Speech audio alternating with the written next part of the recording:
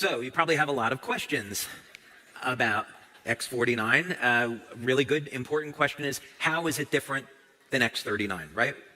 We want to take a look at that.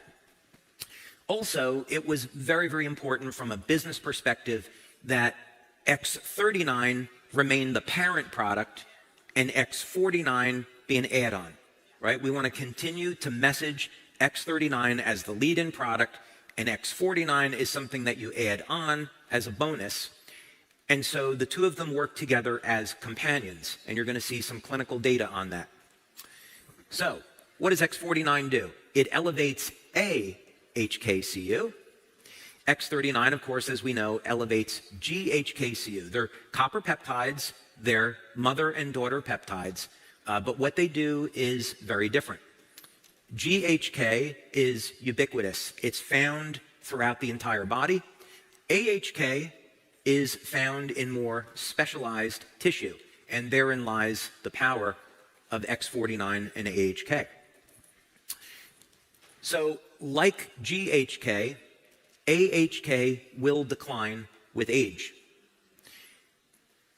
Alanine is the amino acid in the AHK. So GHK is glycine, histidine, lysine. AHK is alanine, histidine, lysine.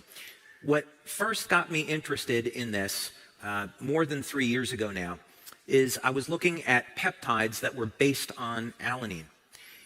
And there's an interesting thing that seems to happen in the brain with alanine metabolism. And I would go as far to say that someday there will be a naturally occurring peptide discovered that will be a very, very effective treatment for Alzheimer's disease and ALS, and it will involve manipulating the alanine pathway.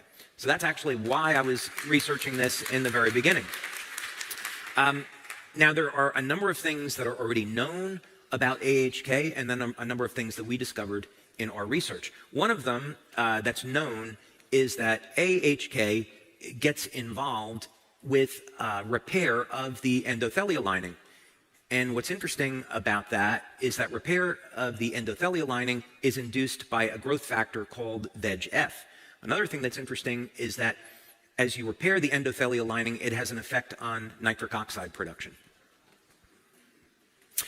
So AHK has actually been around for a number of years as a cosmetic product. And one of the claims that we definitely don't make, but I'm going to tell you because you're going to find out anyway, is that it's used in hair growth.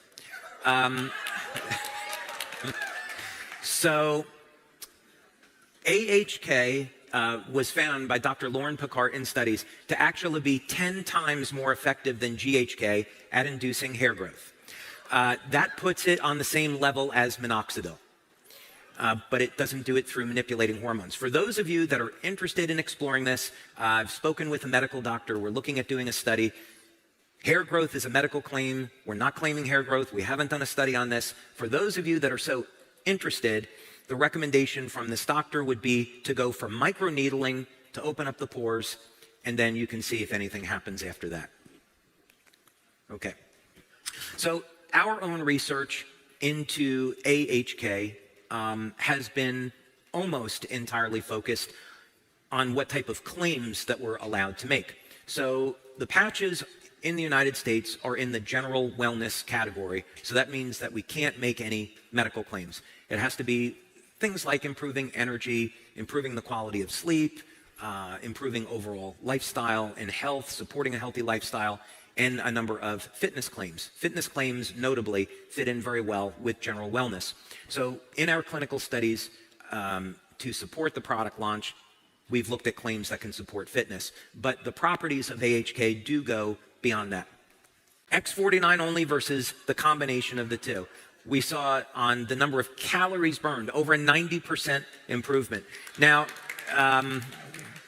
we have a piece of technology that we purchased just for these studies that does a full body scan. And I'm going to show you an image from the study so you can see how that translates into change in body shape in 2 months. Bike top speed increased by 27% versus 22% with the combination. The distance that was traveled was also increased by the combination of the two, or X49 only. Now, we were speaking about health of the heart. There's a relaxation response that occurs with using both X39 and X49. There's an improvement in endothelial function, and this translates into not only a decrease in the pulse rate, but a change and improvement in blood pressure. So here we see, just using X49 only versus the combination of two, the pulse rate comes down. So what our data is showing is that both X39 and X49 have an effect on our overall body, but what they do is they work in different ways at improving health. X49, mostly in this example, is focusing on our muscle mass. And as a result of getting an increase in lean muscle, we also see corresponding decrease in body fat. And this is not a fat-burning mechanism per se that we would usually think of. So after 2 months of using X49, people find out not only have they gained more strength, stamina, and lean muscle, but the amount of body fat also reduces. Okay, so here's one of the images from the study. This is a fellow that is 74, and I want you to take a look at a couple of the points here.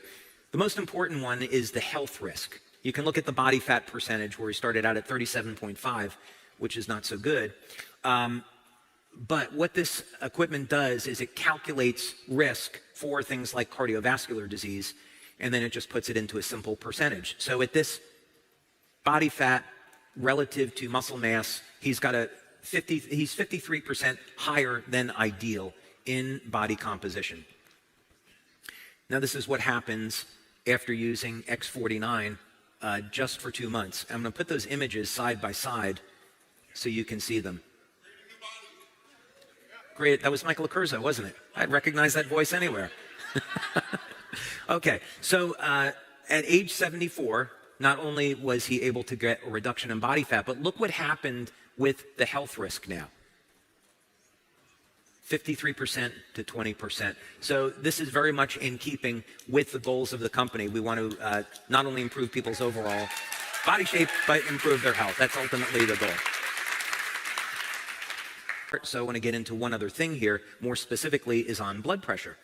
So we had first saw this in clinical studies that we did with X39. It appears there's a number of things that are going on here. One is that the cardiovascular system itself seems to go through some repair, and there's also a relaxation response in the autonomic nervous system. So we're not 100% sure why we see decreases in blood pressure, but we have certainly measured it and we've obtained statistical significance with it. By the way, if someone had high blood pressure, I would not be using only this product for reduction in blood pressure. I would be combining it, again, with a healthy diet and a number of nutritional supplements like pomegranate extract, vitamin K2, that we know